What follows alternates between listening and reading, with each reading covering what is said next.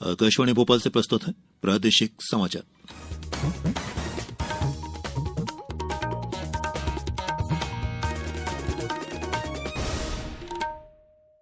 नमस्कार, समाचारों के साथ मैं प्रशांत सेंगर। सबसे पहले एक अपील। देश ने कोविड टीकाकरण अभियान के अंतर्गत 1 अरब 10 करोड़ से अधिक टीके लगाने की उपलब्धि हासिल कर ली है। इस महत्वपूर्ण कार्य में योगदान करने वाले सभी चिकित्सकों, नर्सों, अन्य स्वास्थ्य कर्मियों, अग्रिम पंक्ति के कार्यकर्ताओं और टीका लगवा चुके सभी लोगों का आकाशवाणी अभिनंदन करता है। हम आपको सतर्क भी करना चाहते हैं कि कोविड अभी समाप्त नहीं हुआ है। आपसे अपील है कि यथाशीघ्र दोनों टीके लगवाएं और अन्य लोगों को भी टीके लगवाने के लिए प्रेरित करें। सावधानी के तौर पर कृपया 3 आसान उपायों का पालन अवश्य करें। मास्क लगाएं, 2 गज की सुरक्षित दूरी बनाए रखें और हाथ और चेहरा साफ रखें।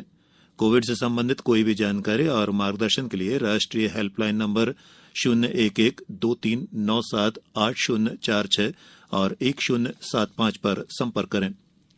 और अब समाचार सुनिए। पहले इस बुलेटिन के मुख्य समाचार। प्रधानमंत्री नरेंद्र मोदी 28 नवंबर को आकाशवाणी से मन की बात कार्यक्रम में अपने विचार साझा करेंगे। प्रदेश में इस वर्ष 20 अगस्त तक जनजातीय समुदाय को निजी साहूकारों द्वारा दिए गए अधिक ब्याज वाले ऋण माफ होंगे। कोरोना संकट के दौरान लागू किए गए प्रतिबंध हटने के बाद अब राज्य में स्कूल भी पूरी क्षमता के साथ खुलेंगे। और पश्चिम मध्य रेलवे ने बेटिकट यात्रियों से 7 महीने में 80 करोड़ रुपए का जुर्माना वसूला। और अब समाचार विस्तार से। प्रधानमंत्री नरेंद्र मोदी इस महीने के 28 तारीख को आकाशवाणी से मन की बात कार्यक्रम में अपने विचार साझा करेंगे। ये इस मासिक रेडियो कार्यक्रम की 83वीं कड़ी होगी। प्रधानमंत्री ने कार्यक्रम के लिए लोगों से अपने विचार और सुझाव देने को कहा है। श्री मोदी ने एक ट्वीट में कहा कि वे इस महीने मन की बात कार्यक्रम के लिए लोगों से संभावित विषयों पर सुझाव चाहते हैं। उन्होंने माई जीओवी और नमो ऐप पर सुझाव भेजने या अपने संदेश रिकॉर्ड कराने का आग्रह किया है। टोल फ्री नंबर 1800-117800 पर कॉल करके भी हिंदी या अंग्रेजी में अपने संदेश रिकॉर्ड कराए जा सकते हैं। फोन लाइन 26 नवंबर तक खुली रहेंगी। इनमें से कुछ संदेश मन की बात कार्यक्रम में शामिल हो सकते हैं। नंबर 1922 पर मिस्ड कॉल देकर एसएमएस से मिले लिंक से भी सीधे प्रधानमंत्री तक अपने सुझाव भेजे जा सकते हैं। मुख्यमंत्री शिवराज सिंह चौहान ने आज मंडला में जनजातीय गौरव दिवस सप्ताह के समापन कार्यक्रम में कहा कि इस वर्ष 20 अगस्त तक जनजातीय समुदाय को निजी साहूकारों द्वारा अधिक ब्याज दर पर दिए गए सभी ऋण समाप्त हो जाएंगे। हर गांव में 4 ग्रामीण इंजीनियर नियुक्त किए जाएंगे जो जनजातीय समाज के होंगे। उन्होंने कहा कि पुलिस और सेना की भर्ती के लिए भी जनजातीय युवाओं को प्रशिक्षण दिलवाया जाएगा। मुख्यमंत्री ने आज कार्यक्रम स्थल से 600 करोड़ रुपए से अधिक की लागत वाले विकास कार्यों का लोकार्पण और भूमि पूजन भी किया। मुख्यमंत्री ने कहा कि सरकार नई आबकारी नीति बना रही है जिसमें जनजातीय वर्ग पारंपरिक रूप से महुआ से शराब बना पाएगा। इस हेरिटेज शराब को बेचने का अधिकार भी जनजातियों को ही दिया जाएगा। मुख्यमंत्री श्री चौहान ने कहा कि जनजातियों के विरुद्ध दायर छोटे छोटे और झूठे मुकदमे भी वापस लिए जाएंगे।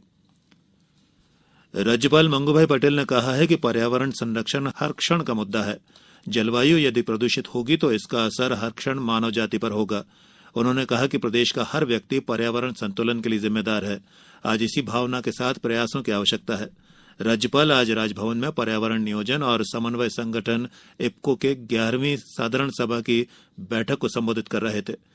राज्यपाल ने कहा कि लोग बच्चों के सुखद भविष्य के लिए धनराशि की बचत करते हैं जबकि जरूरत पर्यावरण संरक्षण की है, क्योंकि यदि जीवन ही सुरक्षित नहीं होगा तो पैसे की क्या उपयोगिता रहेगी। केंद्र सरकार ने मानव निर्मित फाइबर, धागे, कपड़े और परिधान पर एक समान 12% जीएसटी दर को अधिसूचित कर दिया है। बदली हुई दरें अगले वर्ष 1 जनवरी से लागू होंगी। कपड़ा और परिधान उद्योग लंबे समय से मानव निर्मित फाइबर मूल्य श्रृंखला पर विपरीत कर ढांचे को समाप्त करने की मांग कर रहा था। समाचारों में अब वक्त हो चला है एक छोटे से अंतराल का। कोविड-19 से बचाव और सुरक्षित रहने के 3 उपाय। मास्क लगाएं, 2 गज दूरी है जरूरी, सुरक्षित दूरी रखें, हाथ और मुंह साफ रखें। प्रादेशिक समाचारों में एक बार फिर आपका स्वागत है। माध्यमिक शिक्षा मंडल ने 10वीं और 12वीं बोर्ड परीक्षा की समय सारणी घोषित कर दी है। 10वीं परीक्षा अगले वर्ष 18 फरवरी से शुरू होकर 10 मार्च तक चलेगी। वहीं 12वीं की परीक्षाएं 17 फरवरी से 12 मार्च के बीच आयोजित की जाएंगी। विषयवार टाइम टेबल बोर्ड की वेबसाइट पर देखा जा सकता है। प्रदेश में कोरोना संकट के दौरान लागू किए गए प्रतिबंध पूरी तरह हटने के बाद अब स्कूल पूरी क्षमता के साथ खोले जाएंगे। प्रदेश के गृह मंत्री डॉक्टर नरोत्तम मिश्रा ने मीडिया से बातचीत में बताया कि स्कूलों को पूरी क्षमता से खोला जाएगा। इससे पहले स्कूल शिक्षा मंत्री इंदर सिंह परमार ने भी वीडियो जारी कर कहा था कि प्रदेश में कोविड-19 के सारे प्रतिबंधों को समाप्त किया गया है। परीक्षा के लिए समय कम है, इसलिए सभी शिक्षक बच्चों को कक्षा में अच्छे से पढ़ाएं और उन्हें प्रोत्साहित करें। पश्चिम मध्य रेलवे ने बेटिकट यात्रियों से 7 महीने में 80 करोड़ रुपए का जुर्माना वसूला है। सबसे अधिक कार्यवाही जबलपुर रेल मंडल में हुई है। सीपीआरओ राहुल जयपुरिया के मुताबिक 1 अप्रैल से 30 अक्टूबर तक जोन के जबलपुर, भोपाल और कोटा मंडल में 7 महीने में बिना टिकट यात्रा करने वाले और बिना बुकिंग के लगेज ले जाने वालों के खिलाफ अभियान चलाकर चेकिंग कराई गई थी। इस कार्यवाही के दौरान रेलवे ने 11,17,000 प्रकरण बनाए और जुर्माने के तौर पर 80 करोड़ 33 लाख रुपए जुर्माना वसूला। ओडिशा में 24 नवंबर से 5 दिसंबर तक जूनियर विश्व कप हॉकी प्रतियोगिता का आयोजन किया जा रहा है। इसमें 16 टीमें हिस्सा ले रही हैं। ओडिशा 2023 में पुरुषों के हॉकी विश्व कप को भी भुवनेश्वर और राउरकेला में आयोजित करेगा। और अब इस बुलेटिन के कुछ समाचार संक्षिप्त में। अशोकनगर जिले में मध्य क्षेत्र विद्युत वितरण कंपनी लगभग 80,000 उपभोक्ताओं को समाधान योजना का लाभ देगी। सीएम हेल्पलाइन की शिकायतों के निराकरण में होशंगाबाद जिला अक्टूबर माह की ग्रेडिंग में प्रदेश में चौथे स्थान पर आया है। बैतूल जिले में स्वास्थ्य विभाग द्वारा 4 दिसंबर तक पुरुष नसबंदी पखवाड़े का आयोजन किया जा रहा है। छिंदवाड़ा आंचलिक कृषि अनुसंधान केंद्र द्वारा आगामी 3 दिनों के मौसम को देखते हुए जिले के किसानों को मौसम के अनुसार कृषि कार्य करने की सलाह दी गई है। मंदसौर में साप्ताहिक अंतर्विभागीय समीक्षा बैठक आयोजित की गई। मुरैना में परीक्षण किए जाने तक किसानों द्वारा भंडारित धान, बाजरा एवं ज्वार को छोड़कर गोदामों से इनकी निकासी पर रोक लगा दी गई है।